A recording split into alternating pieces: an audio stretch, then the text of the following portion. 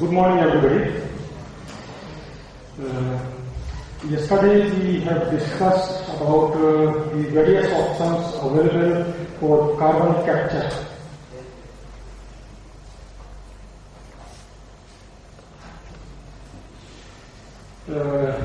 Today we are going to cover little more than that. Yesterday we spoke mostly qualitative analysis of number of options available for carbon capture and storage. Today we will try to cover quantitative. We will carry out a quantitative analysis also, as well as how it fits into the clean coal technology. Clean coal technology is basically how we can make power obtained from coal more cleaner. And these aspects I would like to cover in today's discussion. What we are going to cover first is clean coal technologies available, flue gas quality and environmental impact, CCS as a clean coal technology, future of CCS ready power plants, some cost economics of CCS in relation with the power plants. At the end we will cover it, some sort of a case study and when to invest and where to invest. The clean coal technology often offers the potential for significant reduction in emissions from power generation. These technologies may be utilized in new as well as in existing plants. Clean coal technologies are capable of reducing not only SOx, NOx emissions, but because of their higher efficiency, they also reduce the CO2 emissions.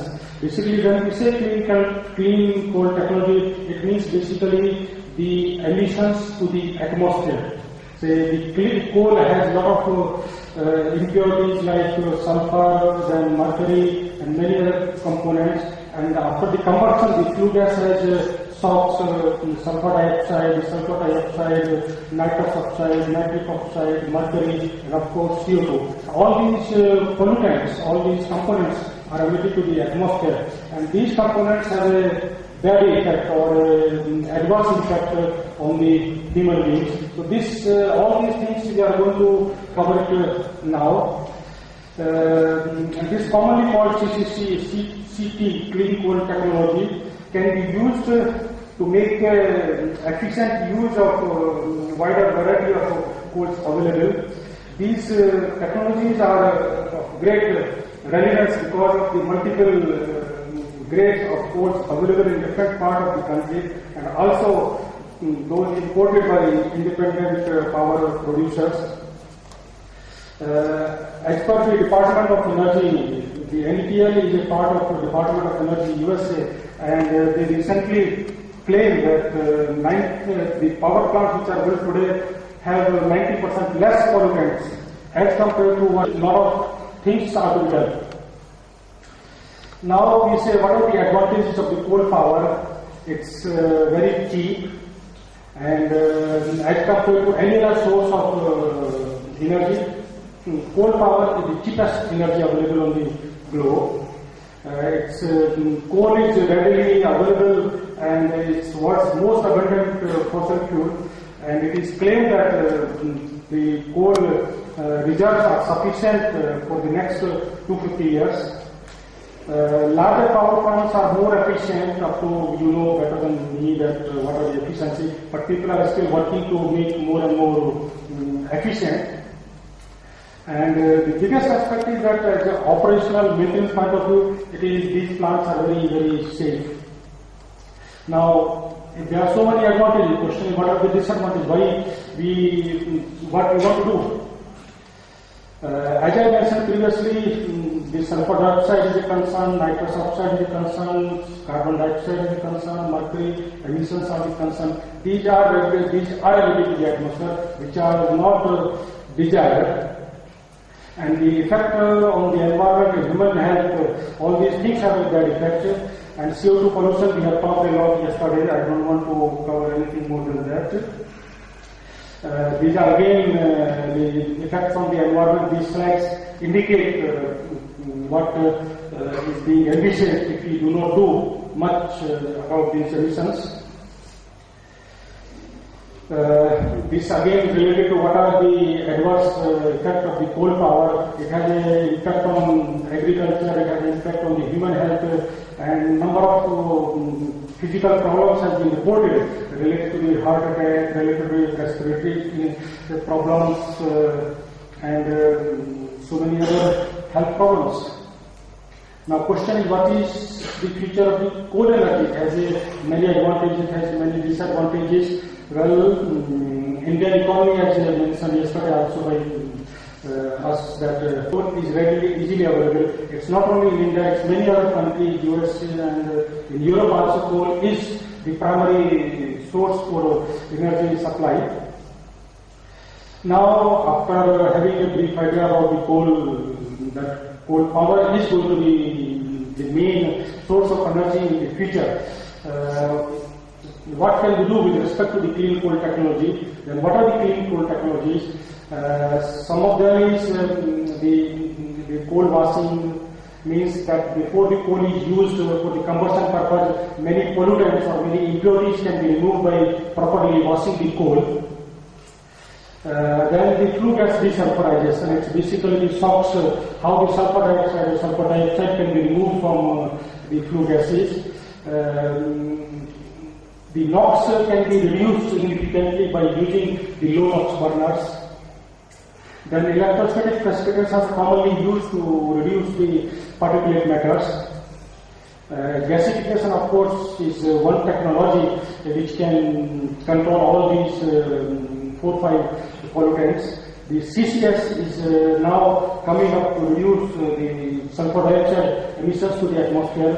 This is a slide which shows how the coal is washed in some of the power plants. I will not take much time on this particular slide. Then flue gas desulfurization, it's basically how the sulfur dioxide is removed from the flue gas. It's a very simple methodology. I also mentioned briefly that gas is passed through a column, and from the top a suitable solvent or suitable chemical is sprayed, and when this chemical is sprayed from top to bottom and flue gas is passed from bottom to top, the liquid and gas come in contact with each other. When they come in contact with each other, solvent or this liquid has a capacity to absorb or to remove the SOx or sulfur dioxide from the gases. And this is a typical flue gas desulfurization scheme. The solvents can be different, and even some of the power plants, the seawater is commonly used as a flue gas desulfurization, and it is proven. I think, if I remember correctly, in a power plant at Bombay, the Tata power plant, they do the flue gas desulfurization by using the seawater. And it's not only in that, in many other plants it is done very efficiently and effectively, but if the power plant is not near the cost of this technology of using seawater as for desulfurization purpose is not applicable, then some of the chemicals, which is caustic soda and chemical oxide, there are so many chemicals are available which can be used for this purpose, but the scheme remains same, that gas and liquid are to be brought in contact with each other. Point on this. I'm sorry to disturb you.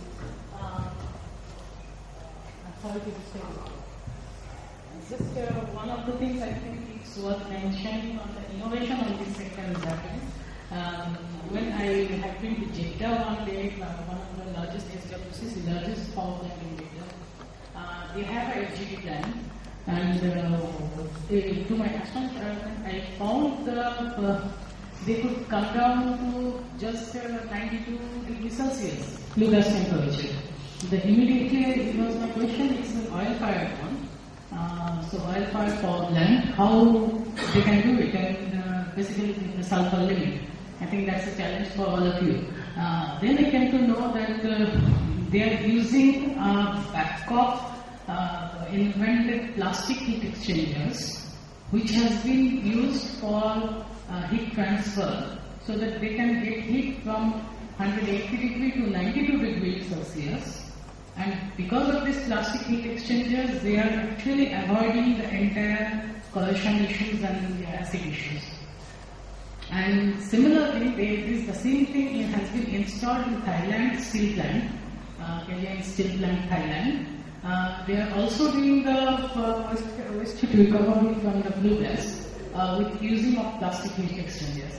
I think this can be of a very, I think because reaching you at the center of the R&D of the entire DHL, this information I think can be a good. The moment, I'm sorry, it's a flue gas desulfurization, but I think if I can pass on this information, people are using low-grade heat using plastic heat exchangers. The technology is already in place there and in Thailand, in the steel plant, KGI Steel Plant. So I think that can be, in future, we can think about this with the design centers. What is the plastic? So, that's again, I don't know, I don't think that's possible, but what I can do instead, I can create a dialogue between you and Babcock CEO, Clemens Worthers. We have a very good relationship, I can put you at this. You can have a technological collaboration if you need. Plastic may not be the plastic we normally use. No. Obviously. Some barley, some kind of plastic. Yes. But the good part is that in the FGD, typically you spray water and then bring down the temperature. In the FGD plant, flue gas desulfurization plant.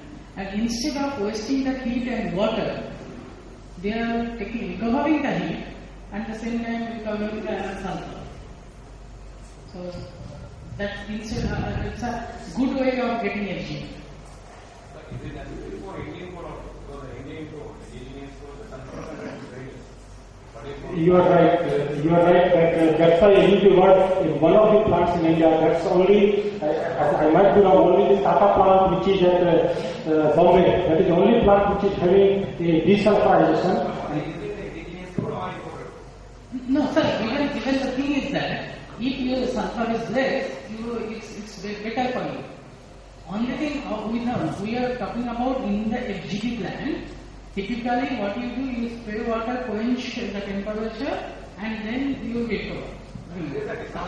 No, what I am telling, it's a waste heat recovery technology. So, what is available in the flue gas and Indian code when you buy it? Yes, sir. It is very less. Yes, sir. But now you are using imported coal outside. Imported coal only for 24. For Indian boiler, you cannot use directly the imported. Sir, my point is not this. My point is that can we recover it beyond 135 degrees Celsius? Which one? Flue gas. Flue gas? Yes, we are getting How much? 125. Even the new boiler which is coming over, boiler exit gas temperature goes up to 125 to 130 only. Only the old boiler is around installed board in the year of 80. Exactly. Sir, can we go beyond that? No. Below that. 110? And below that, We cannot do. 92 degrees is the sulfur dew point. We are not sulfur dew point. sulfur dew point. 92 degrees Celsius. That's right, but we do not have any problem in the cold end of the boiler. Yes. Even if you go up to below 120, 126 or 25. Sir, again, then I'm very sorry about No, that. not that, I just want but the information which I thought I got, there is a use of plastic heat exchangers. Mr. Modi said, none of the power plants in India, they do not have any disease. Like he is not affecting your idea. He's He asking is asking whether it is required. This is- This is DD for Indian government is essential or not. But I would like to ask you a question because you are thermal power plant. Yeah. Do you think from flue gas temperatures, heat recovery from 120 to 92 degrees significant? For Indian college, it is not significant. Indian college, we are supposed to have more than 120. No, Well, below 120, if we go, that's cold and You are power. able to capture that heat and use it for some other purpose. Yeah, that's You good. that will be very efficient. That is only the waste heat recovery. And that's what I am telling you.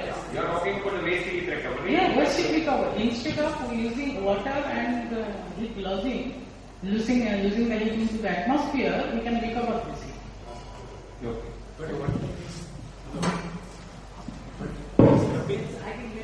I think let us close this discussion.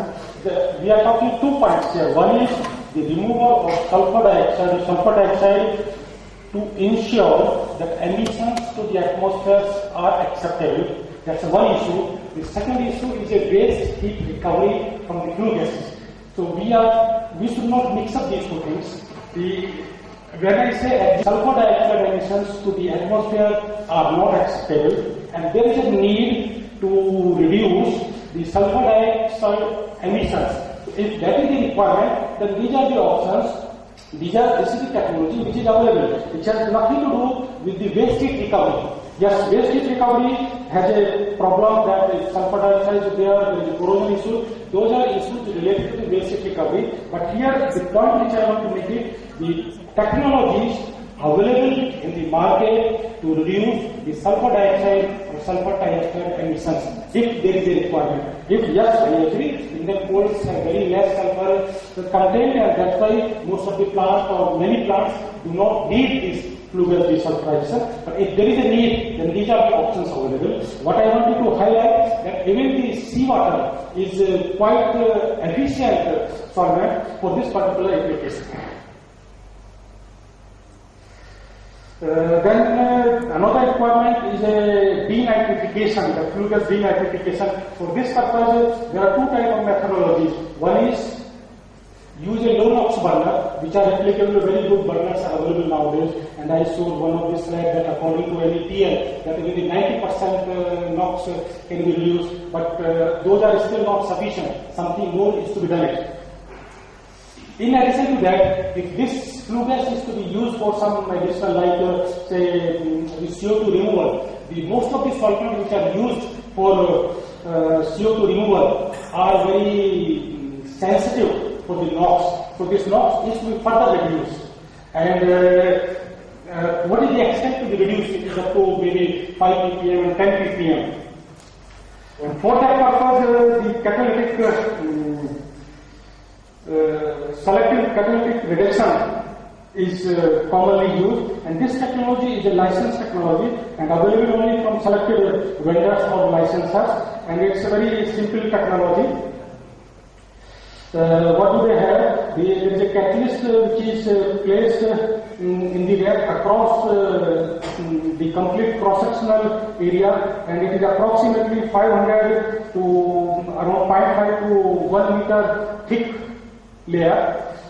This catalyst is basically a ceramic carrier, and it's operate approximately 350 degrees centigrade, and the total NOx can reduce up to 90%. The NOx which is entering to SCR, and the pressure drop is approximately 4 to 5 bar. Number of vendors are there, and this is if there is a need, if there is a requirement, you may not have today, but if tomorrow you have a need, this can be done. This is available.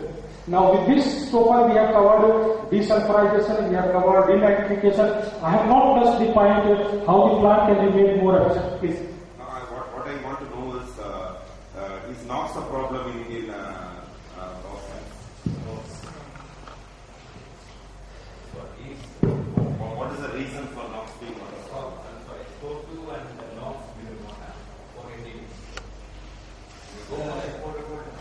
NOx also we do not have.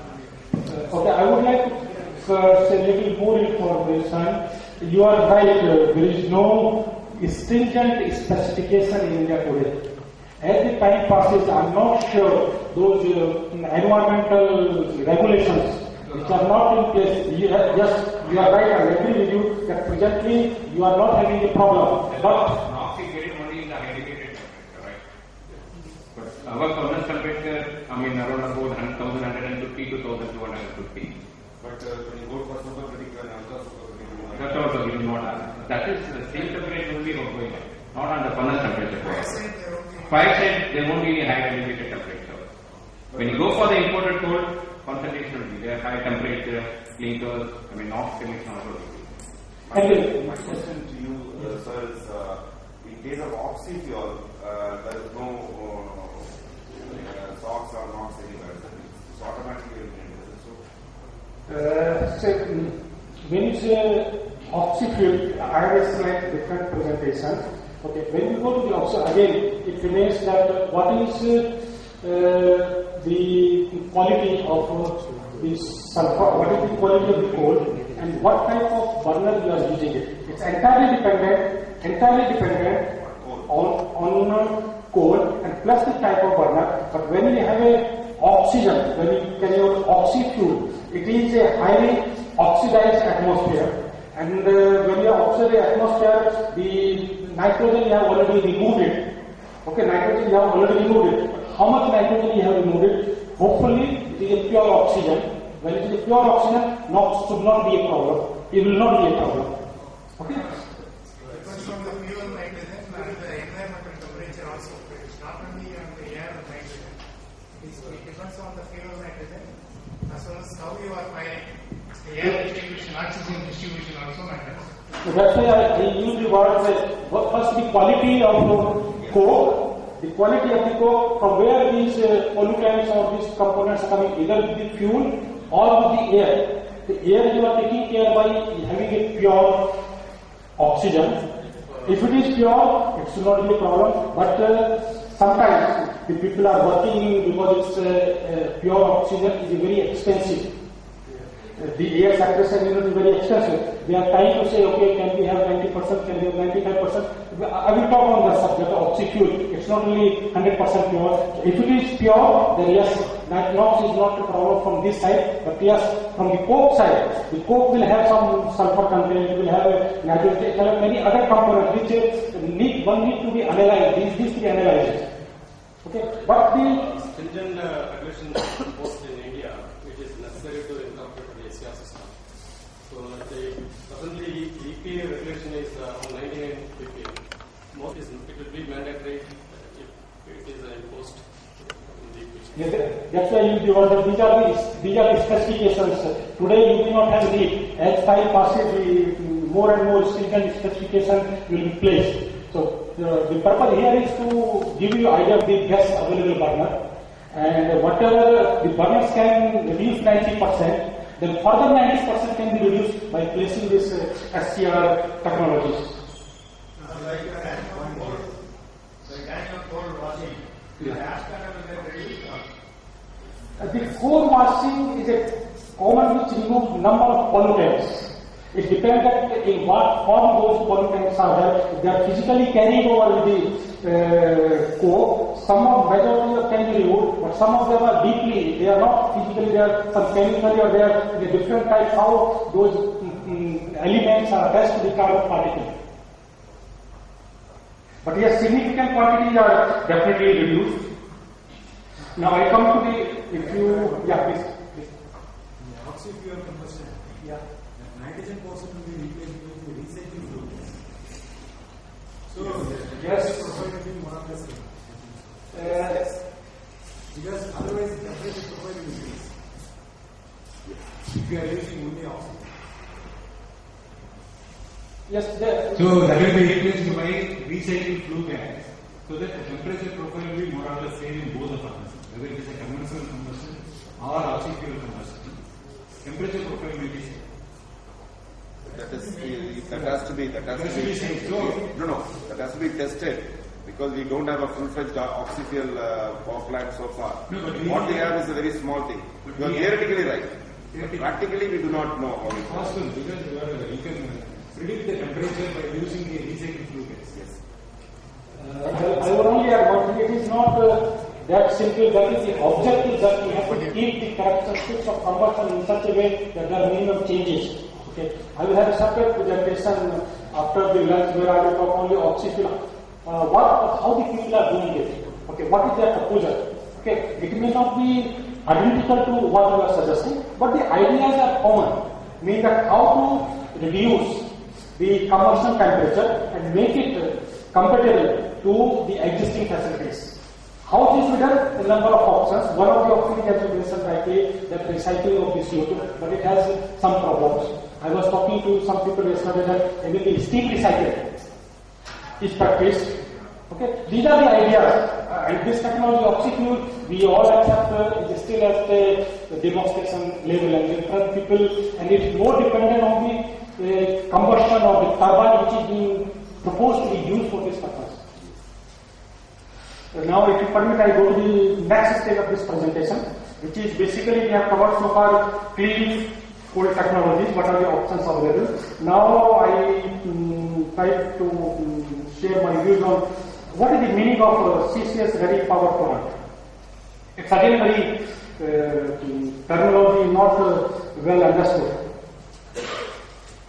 First, we will cover the definition of CCS ready plants, requirements for the CCS ready plant, key technical consideration, what is the economics, and what are the best available technology for the CCS ready power plants. What is the meaning of CCS ready? A CCS ready plant is a plant which can be retrofitted with an add-on unit when necessary regulations or economic drivers dictate for such premium.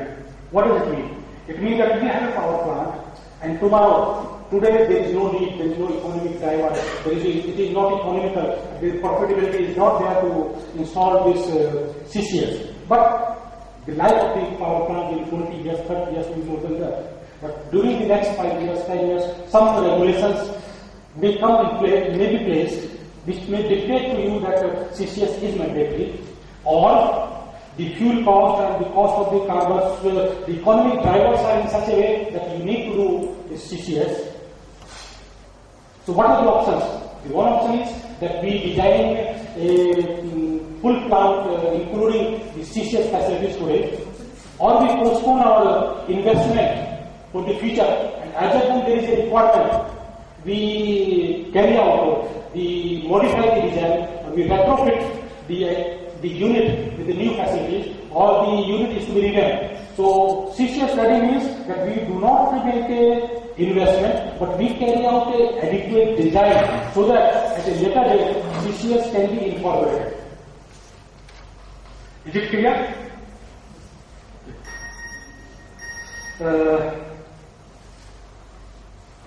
CO2 can be captured from the fossil fuel fired power plant, but it is not currently economical. As I mentioned to you, it can be retrofitted with CO2 capture when necessary. Regulatory or economic drivers may be in place in future. Policy measures could be introduced to persuade developers to make the plants capture ready. And these could include a legal requirement or incentives based on the definition of what is needed to qualify a plant as capture ready. The key requirements: design study on retrofitting. Mean that it is need to be a technical or a design is to be carried out. What is required if this unit to be CCS ready? Once the design is carried out, design will identify how much space is required for the add-on unit. That space should be physically available in the power plant battery units. Then we need to identify what are the CO2 storage or disposal. Okay, we can capture the CO2. What is to be done? How it is to be disposed? Whether there is a nearby some sink for storing the CO2. So these are the three key requirements that when we design a new power plant and this power plant needs to be CCS ready, then these three requirements that there should be a sink available nearby where the CO2 can be disposed. Then there should be adequate space available for the new CCS facilities, and then design is to be carried out to identify what are the design requirements. And by these steps, we can reduce the design cost. Say, if we do not do these steps, and tomorrow the power plant is designed and there is a need to retrofit it, at that time the reliant cost will be much higher than what we can do it now. And today the investment will be bare minimum. And as well as the efficiency of the plant will be optimum if we take care of these CCS requirements in future. As I mentioned, plot should be sufficient for these key equipments, and there should be access within the existing plants. There should be adequate tie points, hookup points in the existing facilities. And now for the CCS, we need additional power, additional utilities, steam are required. There should be a provision, there should be some facilities from where these steam or power can be either bought, either from the grid or from the power plant itself. These can be supplied. And then as I mentioned, where to dispose CO2, and then how to transport CO2 from power plant to the sink. If it is pipeline, then whether the right of way for laying the pipeline or available or there may be a problem to get the right of way. Then HSE issued. Then there is a point which we have not discussed so far. The hydrocarbon pipelines are commonly laid over in the globe and there is not much problem. CO2 has a very peculiar problems. And CO2, one of the peculiar problems is in the CO2 pipelines, if a leak happens, whatever is the reason, we are not talking why the leak has happened. If the leak happens, then this crack or this leak propagate at a much faster rate than the CO2. Means that this leak can be as long as 200, 300, even half a kilometer long. If this is a pipeline, the crack will propagate at a much faster rate. So normally this phenomenon does not occur in water pipeline or hydrocarbon pipeline or other pipeline. This is a peculiar only to CO2 pipeline. So pipeline is to be designed to arrest the crack propagation. Why is it so? I will say, as we were talking a little bit yesterday, that because of the critical pressure and so we store this in the supercritical conditions, which is the dense space I was talking to yesterday. Because of that behavior, the sound wave, the sound wave propagate as much faster, and they apply a lot of pressure. And once the crack, once the metal cracks, it further propagates. It's a very deep, basically, I'm not a mechanical engineer, but they talk that stress levels, it exerts much more stress, and this helps to propagate the crack at a much faster speed. Then of course, the public acceptance, if we have a CO2 is passing through cities and public should not be very adverse opinion about such facilities. Suppose if you reduce the pressure and transport at one last. Instead of going for the high pressure. You mean to arrest the crack propagation? Yeah. Yes. No, you said yesterday when the pressure should be 200 bar. That is much. So suppose when you go for this pipeline crack and all, suppose reduce the pressure about 50 bar. Instead of 200 bar, you can go to 150. Is there any theory on that? No, it's only what you are saying. In other words, it's how the pipeline is to be optimized. So ultimately, it's what the cost. Ultimately, whether the cost of arresting the crack is more than increasing the diameter of the pipeline. When you have a lower pressure, the diameter of pipeline becomes much more.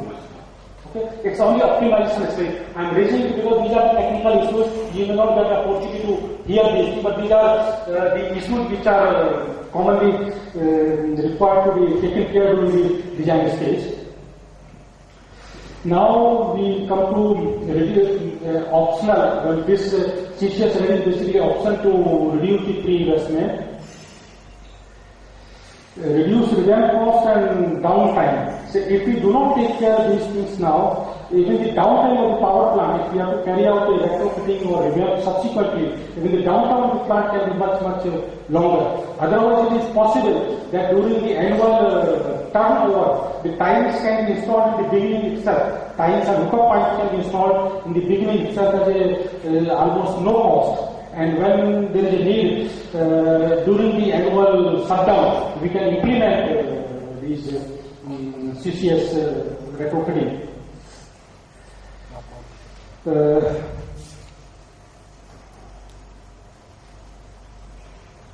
The important point which I was talking yesterday also, that optimum efficiency when we go for CCS, it is must that the integration between carbon capture and power plant is carried out so that the efficiency loss because of the CCS is minimum.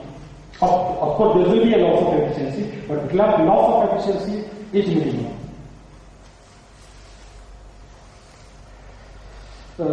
What are the uncertainties? We don't know when will CCS be required. Large scale plant design which will be the best capture technology. Today we know what is the status of the technology available, but we do not know after 5 years, after 4 years, after what will be the status. We can only presume that it will be only for the betterment. So today we know what is the technology, and tomorrow something new technology comes, it's for the betterment. And once it is for the betterment, we hope that whatever we went for, whatever retrofitting and whatever we think over today, those things will be applicable for tomorrow. Now, when we talk about the best technology, again, it boils down to the three basic options: pre-combustion, oxy-combustion, post-combustion. Maybe my ideas are slightly conservative. The pre-combustion is not applicable for retrofitting or for revamp. Okay. So pre-combustion we can outrightly say is not something good for to make a CCS ready. If we have to do it, we have to do it now. We have to design the LGCC today itself, not for the future. And when we go to the oxy-combustion, it is very hard to believe that what type of the combustion facility will be there. And it is still a technology not fully developed. And if it is not fully developed, it's difficult for any designer to envisage what will be the design requirements. So only option remains that we take care for the post-combustion type technology. And when you go for the post-combustion type technology, retrofitting is very convenient, very easy. Because whatever is required is some sort of a new module, it's add-on unit. Because power plant can be as it is, and this, the carbon capture unit can be installed separately, independently. I will show you some slides, maybe it's a time, I will come back to this slide 22, just here with me. So operational cost will be yes.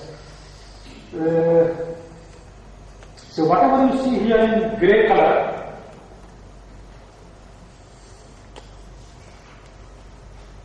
this is the carbon capture facility. Whatever you see in this color, that is the existing power plant. And this what I am showing the existing power plant, of course, in the combined cycle gas base. And here, these are the two steps. And there, the gas is taken, comes back to the gas cooler, exhaust column, regenerator, and this gives you some idea. Okay, we will come back on this particular slide, but this is only to say how the CCS ready plant looks like. We can put a time point here, we can put a time point here, time point there, time point there, and then implement these retrofitting subsequently. Yeah, please. Is the CCS plant going to be bigger than the power plant itself? It is actual. It is to the scale. It is actual. 4 times bigger than. We will talk on this. That's 4 times bigger than ordinary. It's to the scale. It's to the scale, and this is what you see is a combined cycle for GTs with 4 HRSGs, and this is implemented. Since you are talking, these are the 2 HRSGs. These are 2 more HRSGs, but we are implementing only half of the, only 2 GTs, not 4. Only 50% carbon capture, and there is 2 more GTs, but they are without HRSG, and which are only redundant. Normally, only 4 GTs operate. 2 are only to take care of 1 of the 2, or 2 of the 4 is down. My layman's understanding was that, I am a layman, so my understanding was that additionally 20-25% of space, if you allot somewhere, you'll be able to put the CCS plant. But it looks now, compared to a power plant, you require 2 more power plants. That is the purpose. That is the purpose. I am showing this slide here to give you an idea. This is the purpose to give you the idea, and that's why everybody throughout the globe will say CCS is not a EG, is not an economy. It's not even the DOE, Department of Energy in USA. They have declared that today, if they implement the CCS in the coal-based power plant, it increases the cost by 70%. and they are carrying out the research activity to reduce the cost of electricity to 30% by 2020. The research targets are that by 2020 they should have a technology so that the cost of electricity is reduced from 70%, or additional cost is reduced from 70% to 30%. Instead of having 1.7, they want to reduce it to 1.3 by 2020. This setup is for one GG or all the four? 1, 2. I will talk this in detail. Just to give you an idea that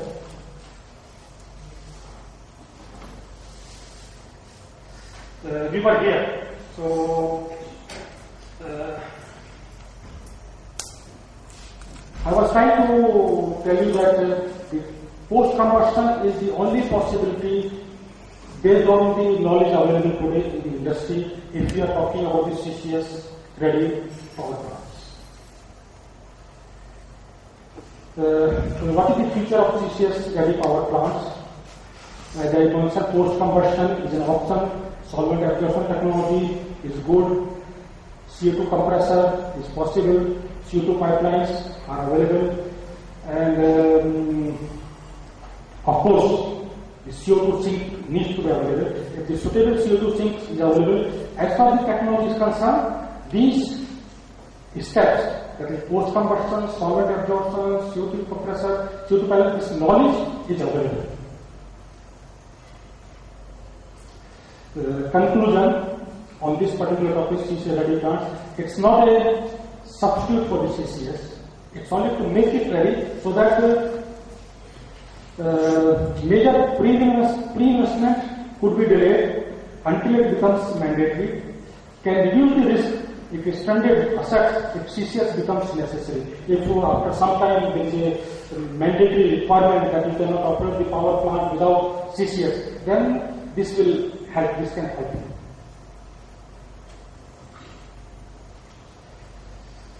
With this second part of my discussion, we go to the next, which are basically the quantitative analysis, they are the hard numbers. So far, I've been talking to you only the qualitative assessment, and you must be wondering, now I'm going over the numerical numbers. And numbers may be slightly disturbing, but here we can't allow to go. Okay, there are number of, when we say cost estimation, cost economy, number of terminologies are available.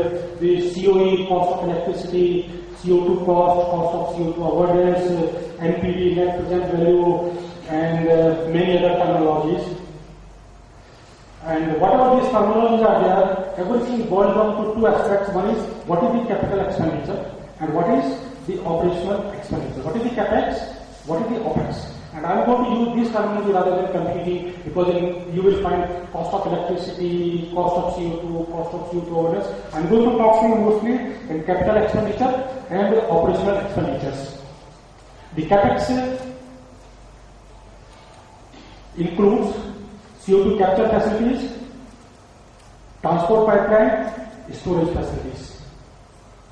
The capex means capture facilities, transport through pipelines, storage facilities. But I am going to talk to the number which I am going to show you only related to CO2 capture facility, because transport pipeline depends how much is distance, how much is the length, and from where to where. I can give you the idea that what is the cost of CO2 pipeline, this much size or this many US dollar per kilometer.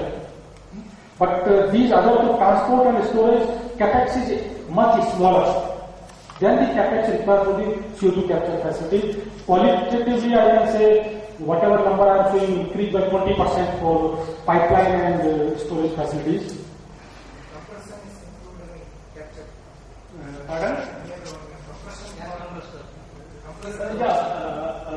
The transport means you need a compressor also. Okay. For that, I have some numbers I will show you, but the key important item is the capture facilities, which is the most expensive animal out of all these facilities.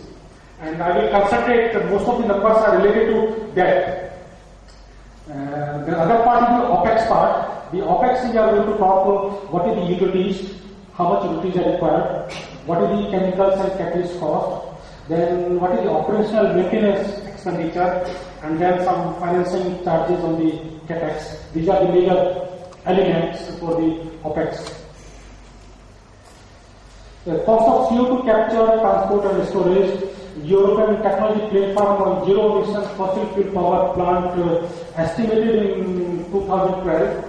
The combined cost of power plant will capture 80 to 90% of the total CO2 as far as this is the information by this European Union. 75% of the additional cost of electricity for CCS. However, CO2 transport and storage to large extent determine the location and decision to proceed with a project. Basically, what does it mean? The transport and storage determines whether CCS is possible or CCS is not possible. Whether you can take CO2 to a sink or not. So you need a sink, you need a transport. These are mandatory, these are requirements. But these two do not have a determining role as far as CapEx is concerned. CapEx is for the capture facilities. Now, technology impact on carbon capture cost. Well, I'm not showing any extra slide, but we can assume for the time being that whether it's a pre-investment, it's a post-combustion or pre-combustion or oxy-combustion, all these are more or less comparable for a new plant. The people who have estimated that parameter desired detailed studies, and their conclusion is, include the European Union, we can share some of the data after this meeting. Their conclusion is that all these three are comparable. There is no big change. Coal-fired power plant without capture have a levelized cost of electricity approximately 48 euros per megawatt, raising it to 60 to 70 with capture. These are the numbers which are published by UE almost 1 year ago. The same thing what I just spoken, there is not much difference. Now, the number which I am going to present you with respect to is it a time to take a break or no? The plant capacity. I am going to present you the numbers around for a carbon capture facilities of 2.5 million tons per annum CO2. And this corresponds to approximately 600 megawatt power plant for a combined cycle gas based. And typical cost, which is based on the fourth quarter of 2009, is capture plant $750 million US, compressor and transport pipeline 250, and OSBL and utilities 160. These are the typical numbers, which gives you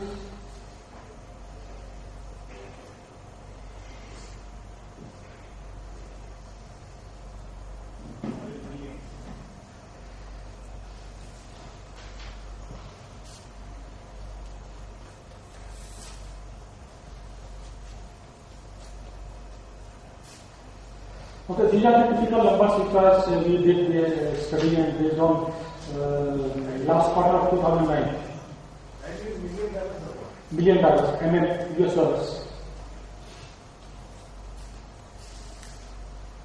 Well, this again, there is confusion in the industry. The old people, they use million Nowadays, there is a trend, single is used for million.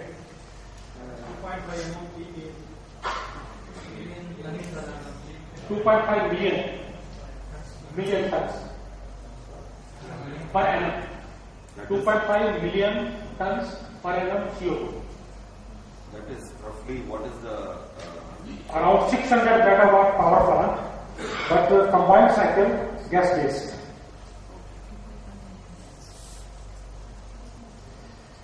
Today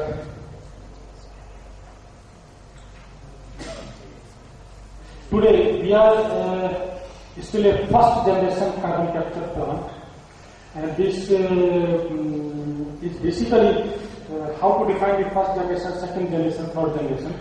About 10 years ago, when this carbon capture came into the existence, the carbon capture facilities were needing approximately 4.2, 4.3 gigajoule per ton of CO2.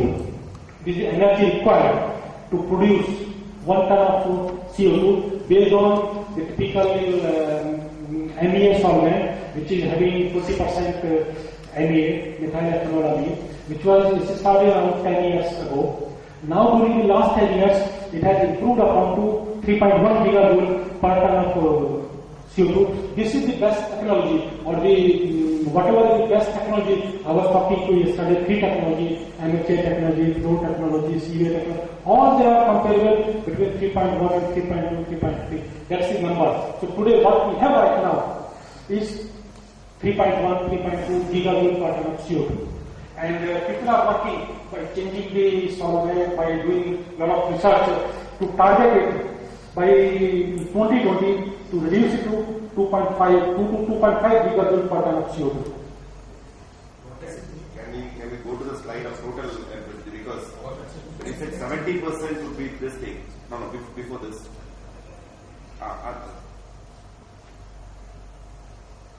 No, sir. 80 to 90%. You said 45 euros and 65 euros like 45 euros per. You said 45 Previous. I understand your question. So that comes around only 35% of the cost. You are asking for this slide. This is my next slide. No, previous one you were showing. Now you are talking about the electricity. Total cost of electricity. So now you said total LOC, that is Levelized cost of electricity. Yes, that is 48 to 65 is only 1.35 times.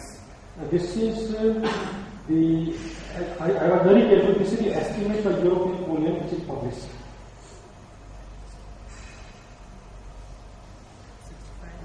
This is the information which is I picked up from the literature, and which is the source of this is European Union, and they have carried out the study, and based on that these are the numbers.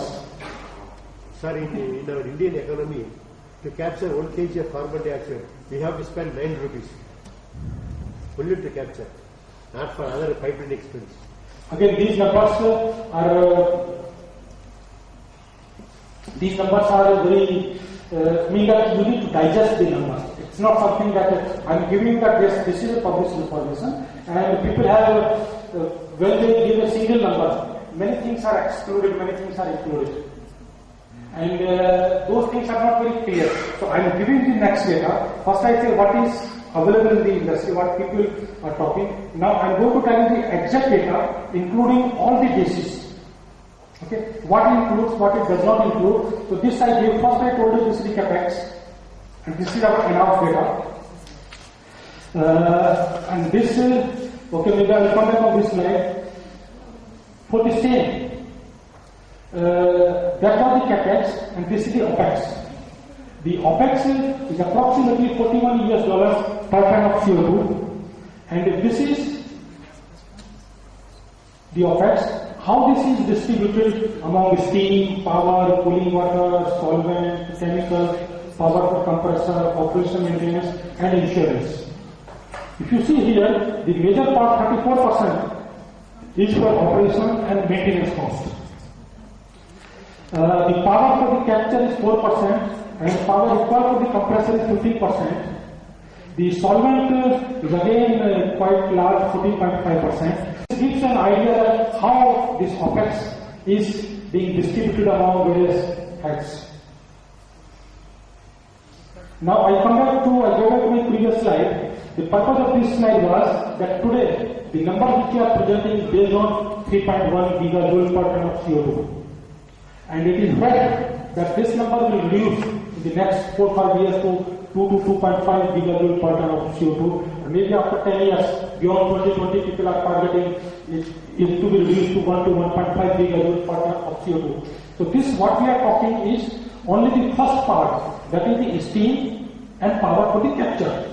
All other heads, or let me say, the power for the compressor, operational maintenance, insurance, the last 4 or 5 heads will remain unaffected, are likely to remain unaffected. Only the first, which is basically the steam and power and cooling water requirements, are likely to reduce in this proportion.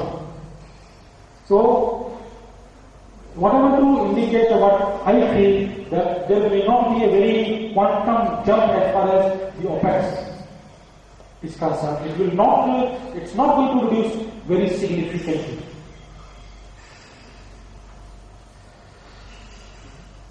Okay. So far I have talked against some numbers which are basically general in nature.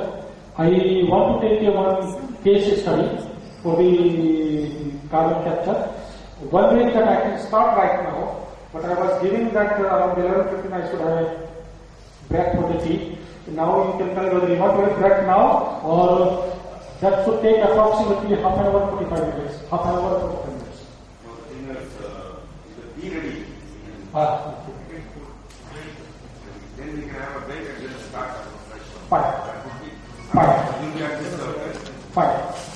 Good. So let us have break for 15 minutes. Thank you, sir. We kindly request you all to join us for the key arrangement department hall. The next session starts at 11:25 p.m.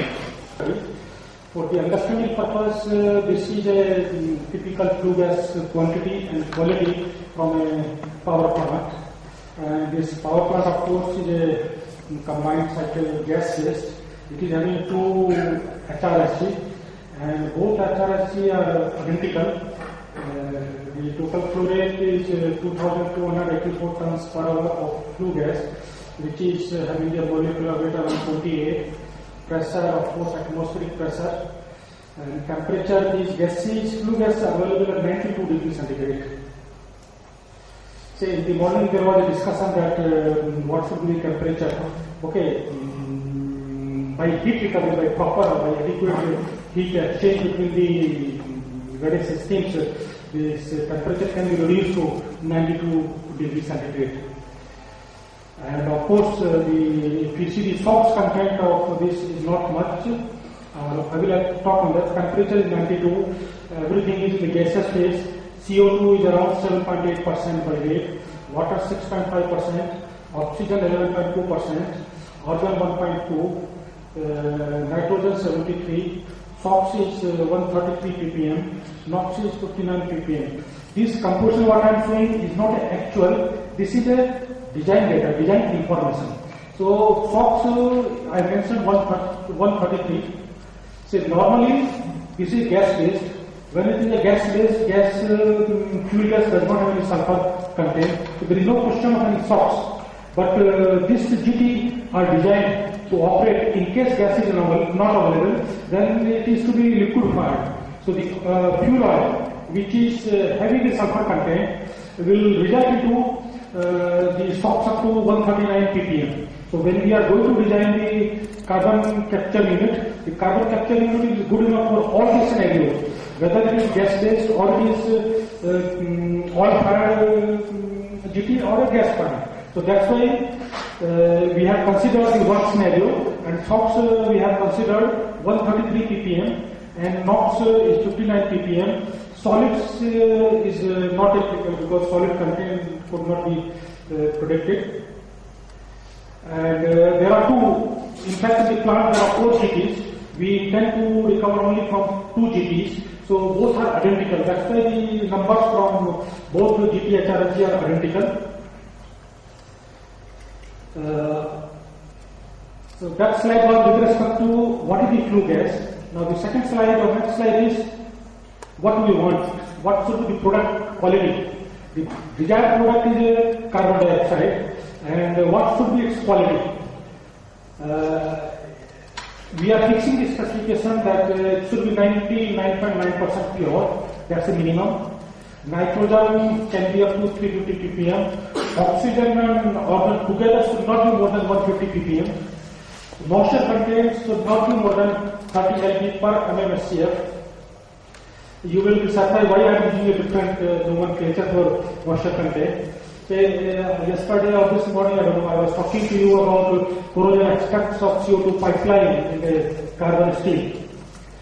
And this is an international standard right now, or I will say that most of the CO2 pipelines which are designed in the industry, they are having this specification that water content should not be more than 30 lb per mmSCF. I can tell you how much is the ppm, but this is the number which is prevailing in the industry, and most of the CO2 pipelines are not compatible. And America follows this type of nomenclature that 30 lb, 20 lb, 45 lb per mmSCF. That's why not to make it a different number, I retain the same number. Okay. SOx is traces are acceptable, NOx is traces, solvent carryover only very small, and other components should be only traces. This is the design specification for CO2 which is to be produced from the carbon capture unit. Then the next slide is with respect to what is the cost of utilities. We have considered in this study that heat duty is having $5.3 per gigacal, electric power $0.035 per kilowatt hour, cooling water $20 per 1000 meter cube, and demineralized water approximately $9 per meter cube. These are the utilities costs we have considered for this study purpose, and these are mostly applicable for Middle East environment. After talking to you the utilities costs, now these are the chemical costs which are to be applied, which are to be considered. The solvent cost approximately $8.7 per kg, corrosion inhibitor around $20 per kg, caustic soda $0.6 per kg, soda ash around $0.3 per kg, activated carbon $2.8 per kg, limestone $0.012 per kg. With these input parameters, these are the basis for this study which we undertook. And the process configuration is basically to have a direct contact cooler which will cool the flue gases from 92 degrees centigrade to a temperature at which the absorption is best, which is approximately 42 degrees centigrade. And then between there is a blower which will provide the adequate delta P for the flue gas to pass through from these new equipments. Then this blower will provide the adequate pressure to push the gases to this absorption column. Then there is a circulating solvent which I discussed with you yesterday. There is a revolver. There is a overhead system for the steamer column. Then there is a regulator. With these facilities, which are common for a solvent absorption based technology, these are the results of these are the parameters we evolved. The type of solvent is again amine based. I don't want to disclose the exact type of the solvent, but this is amine based solvent. And the initial solvent which is required to start the plant is around 1,630 metric tons. The circulating solvent flow rate is 3,075 tons per hour.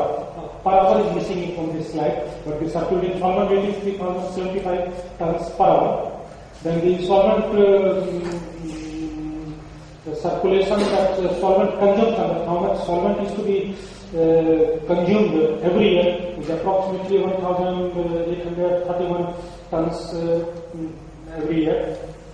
The solvent circulation rate is 4,080 meter cube per hour. Leaf solvent is approximately 4,260 meter cube per hour.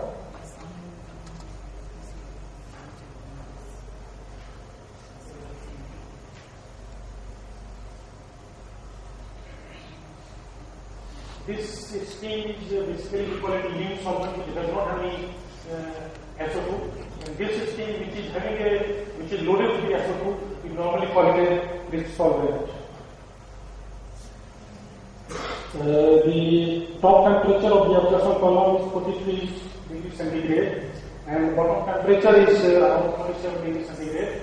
So basically here the process conditions are in such a way the temperature is around 42 degrees centigrade, there is 47 degrees centigrade. It means that flue gas which are leaving from the absorption column to the atmosphere will be around 42 degrees centigrade, and these gases will be free from CO2 and mostly you can say nitrogen and some oxygen plus saturated with water. And now I am showing some information about the equipment, how big they are, what are the sizes, what are the total power required. There will be one flue gas blower.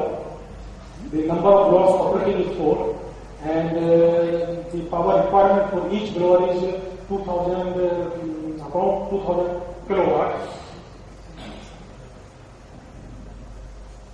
Basically, this particular equipment, there are 4 blowers will be required for this configuration to operate simultaneously, and the total power required for this purpose is 2000 kilowatt.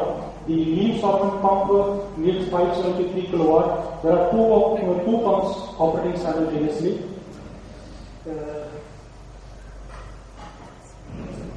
We call it actually